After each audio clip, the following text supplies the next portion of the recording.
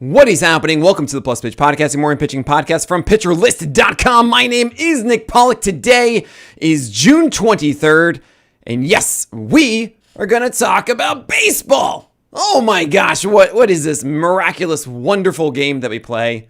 Why, it's baseball. And I am going to turn down the gain just a slight smidge. And I'm going to run that again. All right, that's way better. Okay. What is happening? Welcome to the Plus Pitch Podcast, your morning pitching podcast from pitcherlist.com. My name is Nick Pollack. Today is June 23rd, and yes, we are going to talk about baseball. David Festa, the Spring Festival. Yeah, that was not a good game yesterday at all. He was the follower, not the starter, so 4.2 innings of 8 earned runs, 12 hits, 3 walks, 2 Ks. Oh my gosh, 15 whiffs. That's cool. 96 pitches, 28% CSW, but he is appeased. Poor execution, awesome stuff. This has really been my issue with Festa. It's why I've always felt a little annoyed internally, where I see how this works. You see the four-seamer, 7 feet of extension, 95 mile per hour velocity, good vert on that, like 17 vert or so. You have a slider that can miss bats. You have a changeup that has a 20% swing strike rate against both lefties and righties, both in 2024 and 2025. But he doesn't get enough strikes with it, and it's not well spotted around the zone. You need those four-seamers upstairs. You need those sliders down in glove side. You need those changeups down in arm side. And Festa just really isn't doing it. He hasn't really done it consistently yet. He usually has 2 of them working, but even then, it's a bit of a grind for him to get through all of it. We have those moments where it's like, oh, cool, here's 6 innings and 6 strikeouts. That's great. But I am not going for it right now. I feel as if it's going to be a little bit before Festa really finds that groove. And I just am not that interested. Also, keep in mind that four-seamer, even though I say those things about its good vert and its extension, etc., it is not a swing strike rate pitch. It has never been one above a 10% swing strike rate, either to lefties or righties. So that's a huge issue and a red flag that this is a easier to hit fastball than you'd expect. It could be, of course, its locations a little bit, but it's still not that overpowering foundation that you want it to be. So I think you should be moving on from David Festa. Slay Ciccone, do you want to go for him instead? He just had this great game. He's had some good games here over the past few weeks. This was in Sacre Verde. Got the win, 7 innings, 0 runs, 6 hits, 1 walk in, 3 strikeouts. No, this was a Koufax game. Everything was like down the pipe again, and I'm kind of getting sick of it. I don't want to have to deal with this because I know people will be really upset at me for not leaning into Slay Ciccone, and I just don't want to do it. Cool. Awesome. Jesus Luzardo. You remember that guy who a lot of people were worried about because his last start was, I believe, 4 walks and 4 earned runs against the Marlins. Maybe not 4 walks, but it was 4 earned runs. Yeah, no, he still pitched well in that one. It was a careful Icarus where he allowed his last 2, I believe last 2 base runners he faced was a walk and a hit, and then both came around to score. That's why it was 4 earned runs. And those 2 games that were 20 earned runs total, yeah, it looks like it was either tipping. It was probably a mix of tipping and also not really commanding well. He's commanded well since. And 6.2 innings of 0 earned runs, 3 hits, 1 walk, and 7 strikeouts with 19 whiffs for a gallows pole against the Mets. Got the win. Yeah, Luzardo is great. The command is there. The fastball, the sweeper, and the changeup were both getting whiffs. We had 13 whiffs between them. 8 on the sweeper, 5 on the change. Yeah, no, we're good. Move past the whole thing there with those 20 earned runs, and that Marlins game was not real, was not the real life. You have Shohei Ohtani and Ben Kasparius. Okay, so Ohtani opened. I just mentioned, hey, he won an inning, 18 pitches. He actually had donut command. That is essentially where you throw either down the middle or well outside the zone. And not really good, but at least he had a 92 mile per hour cutter in there. He's only 18 pitches again. I wanted to see him 2 to 3 innings if possible. Not there. Fine. We are going to keep stashing him until, I guess, like August is when we expected him to be stretched out. Honestly, if you are in a roto league and you need that streaming spot, I would not be holding on to Ohtani. If I'm in a head-to-head league, the only scenario I'm holding on to Ohtani is if he is in, if you are leading by a sizable amount, because yeah, he will be valuable come playoff time for head-to-head leagues. Keep in mind, that's only for Yahoo, where they are 2 separate players, and it's all these conditions with it, but that's the status of Ohtani, the pitcher. Ben Kasparis came in after, got the win, 5 innings, 3 earned runs, 5 hits, 1 walk, and 2 Ks. He was very fortunate the team scored all their 4 runs against the Nationals in the 3 against Soroka in his final, after he essentially left the game. This is not the best version of Kasparis. I love the fact that he has his cutter upstairs trying to do the Cannibal McSanchez. He's trying to pair it with the 4-seamer up there too, and then the sweeper underneath. The whole command isn't quite there yet, and that cutter isn't so filthy. So we are seeing a lot more balls in play than we want to see. Only 2 strikeouts and 8 whiffs in 77 pitches, 21% CSW. He's not quite making the quadrants work of the zone yet. I do like that the fastball's upstairs. I want him to go not necessarily cutters upstairs. I want him actually cutters down personally, but this can work too. Andrew Abbott against the Cardinals, he's still cruising. It was only 3 strikeouts in 7 innings. 1 run, 3 hits, 0 walks though. 100 pitches, 13 whiffs, 24% CSW. Andrew Abbott is throwing 4-seamers up and arm side with his changeup underneath it. And he's just nailing that. And then he has the sweeper and the curveball coming over the plate. It's working. He's winning more than you'd expect. And you just keep going. I don't know what else to say. Like, I would sell high if someone really believes this with Andrew Abbott, because I don't think this fastball changeup combination is elite. And I just feel I don't know, it's pretty fortunate. You have Seth Lugo against the Padres, once again having at least 7 strikeouts in a game, 6.1 innings and 1 earned run, 2 hits in 0 walks, 14 whiffs, 33% CSW. Another strikeout game from him is great to see. He also didn't get a single of those strikeouts on his curveball, which is his best pitch. So that's cool. He's all reliable. You have Chris Bassett against the White Sox, 6 innings, 1 earned run, 3 hits, 1 walk, and 7 strikeouts. You love to see that from Chris Bassett. He had high cutters that didn't get many strikes, but his sinker set up everything underneath. That is a 44% CSW on the sinker. Then you have your sweeper and your curve helping as a big breaker, 57% strikes there. That's it against a bad team, the White Sox. You're not going to trust Chris Bassett in Fenway, and you're not going to trust him against the Yankees. Dean Kramer against the Yankees, speaking of which, he's been acting more like a hipster than a Dean werewolf, because he really has a 50-50 shot of either going about 1 earned run or 5 earned runs. And this was fortunately one of the good ones, 5.2 innings of 1 earned run, 5 hit, 1 walk, and 7 strikeouts for Dean Kramer. He had a lot of success with the splitter, got 6 whiffs on that one, a really nice one to Aaron Judge for his strikeout. Actually, I take that back. That was Cano. Later on, I believe, or Sir Anthony Dominguez. Oh boy. It was a nice splitter to get him out in that situation. But remember, the fastball passed Giancarlo Stanton for a tip, a foul tip into the mitt. You also have a lot of volatility with his arsenal game to game. You don't know what is going to succeed for Dean Kramer, and it bothers me immensely. So if you are in a 15-teamer, you need something like this every week, you're just trying to chase this kind of line, sure, go with Dean Kramer. I also think the Orioles should win more games than they have in the second half than they'd have in the first, but I don't think that Dean Kramer himself has an amazing set of skills.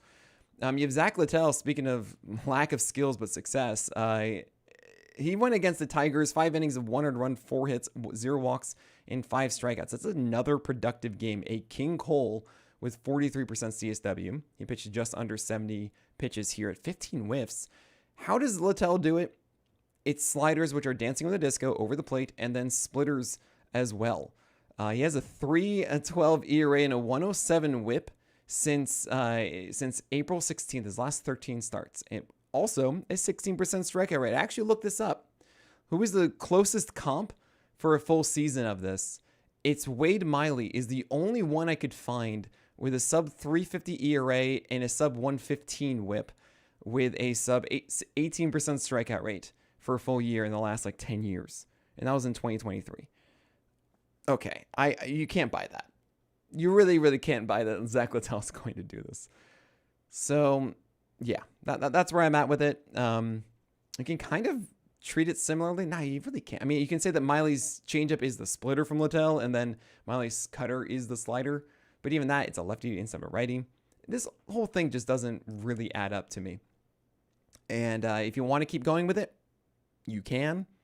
You do what you need to do. But the low strikeout rate, I mean, 5 Ks in 5 innings. My gosh, Littell, take it easy. The 15 whiffs, I don't think those are going to last. You have Casey Mize against the Rays. Gave us a scare as he was removed from this game early with a trainer after 80 pitches. It was 5 innings, 1 run, 6 hits, 0 walks, and 5 Ks. But don't worry, it was absurdly hot, and he was cramping.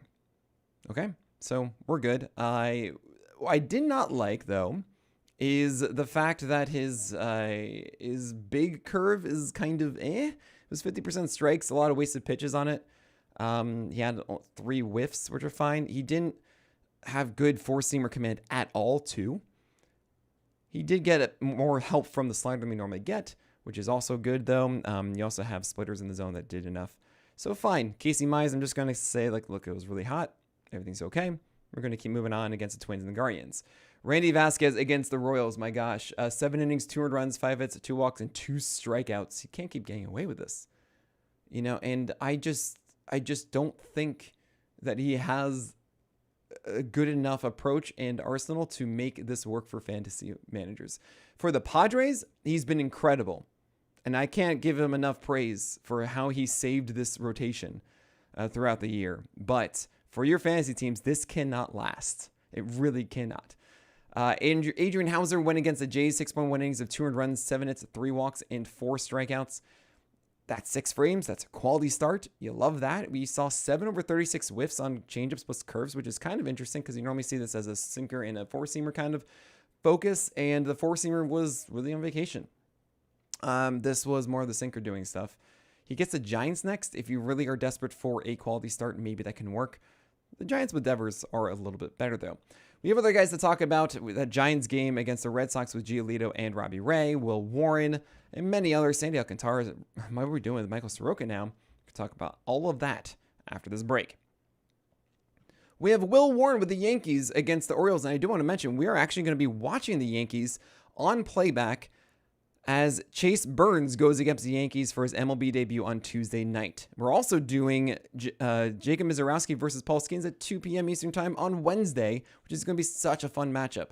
You can watch this for free. If you have MLB.tv, you will see the actual game feed with the entire community. I'll be on stage essentially broadcasting the game myself, and you don't have to listen to the normal broadcast. You can listen to me with everyone else on chat, watching the game live with you. So stop watching baseball alone, guys. Come to playback.tv/pitcherlist. Watch the Chase Burns MLB debut. Watch Paul Skeens versus Jacob Misiorowski. This is what we love. This is our favorite thing. So instead of just watching it on your own, watch it with an entire community. It's amazing. So Will Warren against the Orioles did really well. 6.1 innings of 2 runs, 6 hits, 2 walks, 6 Ks. We'll take this. The thing is, he did it mostly with four-seamers and sinkers. And the four-seamer really taking the lead here as he's leaning into the the flat height-adjusted VAA, right? So it's just a very flat fastball. It's about 1.3, 1.4. He has 16 inches of vert, 93, 94. He's good at commanding it upstairs. He's good at commanding the sinker glove side. We love that. That's really good. But he wasn't getting enough out of the changeup and the sweeper and the curve as well, I should say. That is where Will Warren takes the next step. Just 8 whiffs in this one, 6 strikeouts. That could be 10 strikeouts or so. And that should make you excited that he's still able to succeed with just his fastballs. And then there's also this other stuff that should get better over time. Lucas Giolito against the Giants had 2 unearned runs with a pop-up that should have been caught in shallow left field along the line. And it was 6 innings, 2 earned runs, 4 hits, 2 walks, 5 Ks at the end of the day with 2 solo shots. And those are really, really unfortunate. Were they back-to-back? They were pretty close to being back-to-back. This was a start where his fastball command was good at times. He did have too many that leaked, I think, down and middle that I didn't really like so much. The changeup was fine. One of those home runs was an absolutely terrible hung one. And you also have the slider that went from being a cutter at times to also the loopier version as well. So big velocity band. I wasn't super enthused by this one as I have been in other ones from Giolito. That said, that's a productive start. And now he gets the Jays and the Nats and Rocky Road. And I think the Nats against the changeup should be a really good outing too. I think his four-seamer works well against lefties. So, yeah, I'm a fan of this with Lucas Giolito. I think a lot of people are seeing it now. I hope so. You understand how this works. It's not just the Giants are bad. Well, they have Devers now. Keep that in mind. Antonio Senzatella against the against the Diamondbacks. I can't believe he gets the gold start because, oh my gosh, 5.1 innings and 2 runs, 5 base runners, 5 Ks in course. Incredible. Miles Michaelis took advantage of the Reds carpet. And yeah, I'm happy for him, but not really. Whatever. Sandy Alcantara. I'm not going to buy into Miles Michaelis. You know this. Sandy Alcantara against Atlanta got the win. 6 innings, 300 runs, 6 hits, 2 walks, 4 Ks. I feel like there's a lot of discourse around Sandy Alcantara. And there isn't so much about his changeup for whatever reason. This was 6 whiffs and 18% CSW. The way I see it is Sandy Alcantara's 2 best approaches. I mean, really the best approach against right-handers and the best approach against left-handers is pretty simple.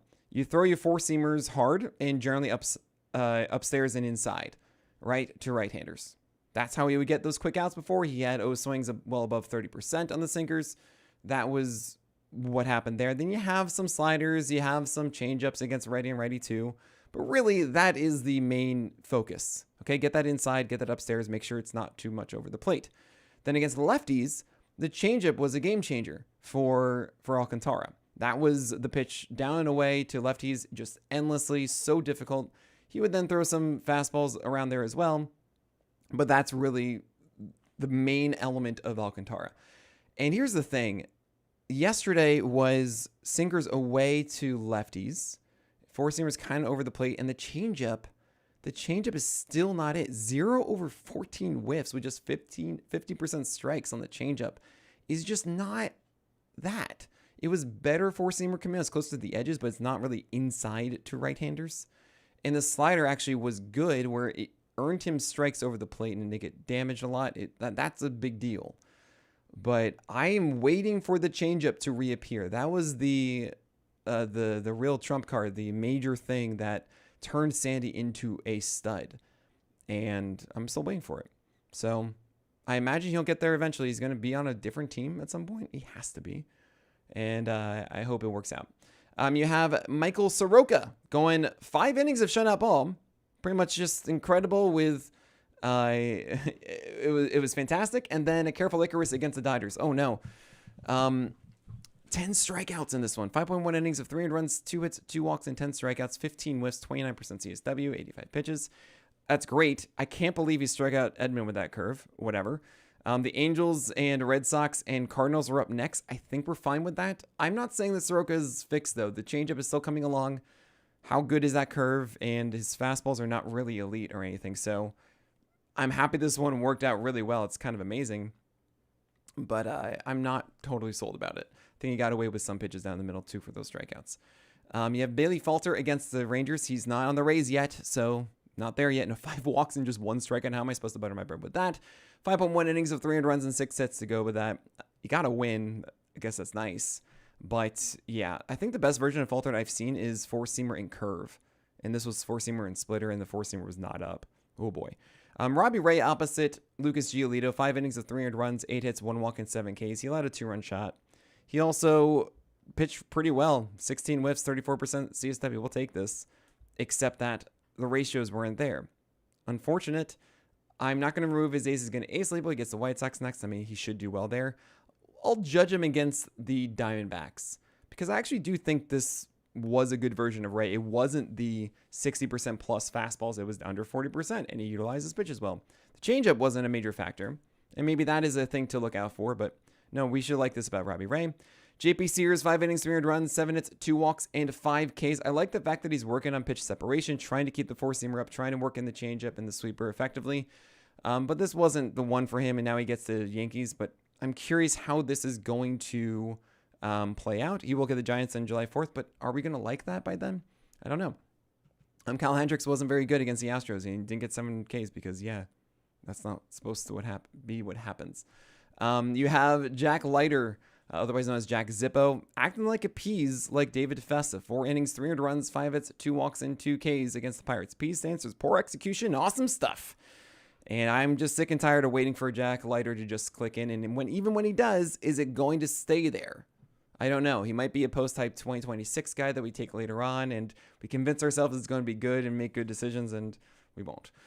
You have Quinn Priester against the Twins, 3.1 innings of 300 runs, 9 hits, 0 walks, and 4 strikeouts. yeah, he didn't have a slider that was the precise pitch that allowed him to do well before. I don't think that you really want to keep chasing Priester, except that he gets Rocky Road next. And then if that looks really good, then maybe you might be tempted for the Marlins. And then maybe the Nationals. Let's just do Rocky Road and see where we are. Okay, cool. Brandon fought against the Rockies, but in cores. 5 innings, 4 earned runs, 6 hits, 1 walk, and 7 Ks. He went 4 shutout. And then you had a 4-run fifth with a 3-run blast, allowing all 4 base runners. Or essentially, all 4 base runners came in to score. So that's a pretty good outing previously. And it's just frustrating because Fought leaned into 4-seamers in this one, but it's not really a very good lefty approach. I just can't buy into it. He does get the Marlins and Giants next. 15-teamers, absolutely. I know you have to do that. 12-teamers is up to you. I just don't think he's that good. That's it. Logan Gilbert against the Cubs. I mean, Wrigley was sending so many home runs out. I think 9 home runs were hit in this game by both teams combined. 5 innings, 4 earned runs, 8 hits, 0 walks, and 6 Ks. Lots of splitters, lots of sliders. And the 4-seamer command wasn't very good. All right, 18 whiffs and 30% CSW. Fine. We're just going to keep going with them. Ryan Gusto against the Angels got the win, but 6 innings, 5 earned runs, 6 hits, 0 walks, and 7 Ks. Hey, it's a nice whip, and strikeout's a bit of a dusty donut there with that 5 earned run. Total, it was 2 home runs. It was a 2-run shot and a 3-run shot. That's it. 4-seamer and sinker were working. Yes, the sinker, not just the 4-seamer alone. I didn't love the secondaries. You had sweepers and sliders going 2 for 9 whiffs, which is fine. You also had 9 curveballs with some good called strikes, but they're not really doing so much. And is that 4-seamer going to be able to lead the way a ton? He gets the Cubs and Dodgers next, so we'll just wait after that and see where we are. Bryce Elder did not do well against the Marlins. 5 earned runs, 10 hits, 1 walk, and 4 Ks in 5.1 innings. Yeah, that 12 strikeout game against the Pirates was clearly the outlier. And he only had 1 over 42 whiffs here on this slider. I wonder if Atlanta would turn to anything else at this point. David Peterson didn't do well against the Phillies. A tough one here. 4 innings of 5 earned runs, 6 hits, 3 walks, and 4 Ks. He nibbled around the zone. It didn't quite work out against the Phillies. Whatever, he gets the Pirates. That should be fine. And Colin Ray, as I mentioned in Wrigley with Logan Gilbert, he allowed plenty of home runs himself. 4 of them. Oh, boy. And yeah, I believe actually Gilbert had 3 home runs. It was 4 with Ray, and there were 2 more allowed. It was so bad. You don't really want to go with Ray, save for good matchups, and I don't really see a good matchup for Colin Ray for a bit, so don't go for that. All right, that is it for today. Thank you all so much for supporting what we do. We got to 10,000 subscribers on YouTube, which is incredible. But that is it. So my name is Nick Pollack, and may your BABIPs be low and your strikeouts high.